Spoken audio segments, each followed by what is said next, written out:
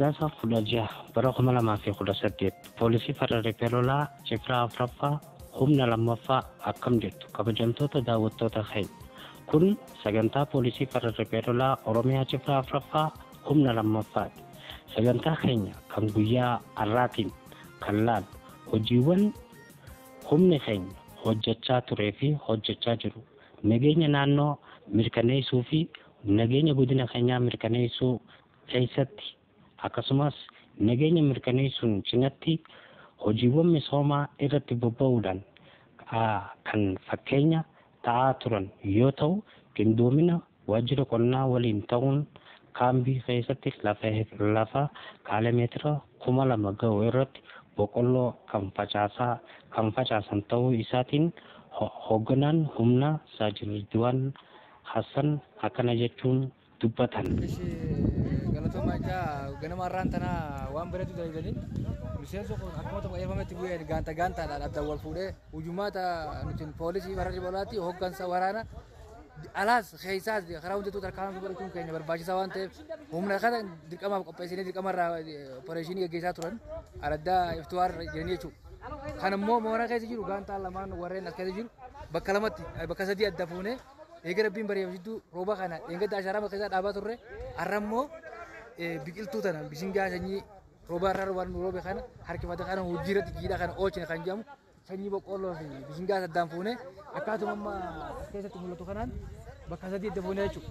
Kaan bishingaa buusaa jira, kaan boqqolloo buusaa jira, kaan laaffisanii qotanii keessa deebanii faagee buusaa jira jechuudha. Kanuma bakka baalaa xaa'oo sitti buunee bakka buusaa jira jechuudha. Sanyii siitis waliin facaafnee akka isin magartu tajaajila guddaa goonee fi qabeenya mooraa kana keessaa kunuunsinee adda duree akka taanu hojjechaa jira jechuudha. Kanuma garuu wanni namatti tolu miseensi kun akkaatuma qayyamatti kan namesanii waan kana hojjetee akkaataa humna tana boonsitu godhuun baay'een tola jechuudha. Kanaaf akka Cifraa keenyaatti bakka hunda akkamatti waa'ee misooma kanarra jirra. Waraanni wanni uummanni keenya beeku qabu lola qofaa miti akaakuus ni beekna, qotuus ni beekna, qochisuus ni beekna, dhukaasuus ni beekna waan jedhamu san uummata keenyatti agarsiifnee fakkeenya ta'uudhaaf jechuudha. Kanuma yoo hin jenne galatoomaati. Humna Afraffaa Cifraa Afraffaa humna lammaffaa ana kombolcha.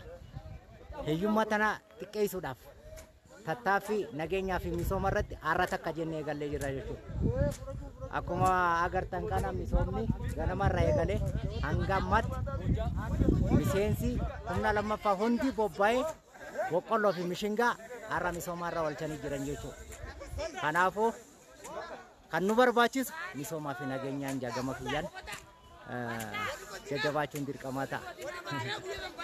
Hirmaannaa fi qindoomina isaan qabanis baay'ee nutti tolee baay'ee nu gammachiisee jira.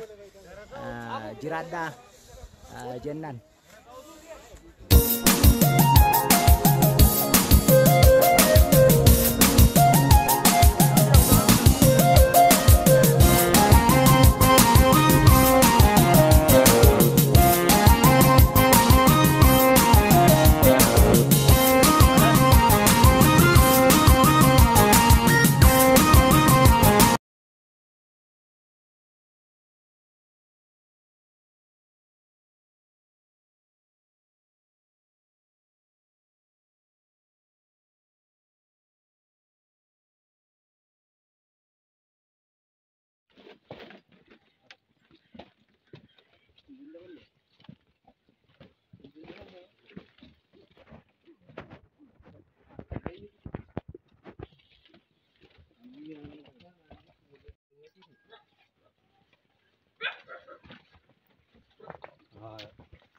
Ini dia nyebut udah tuh.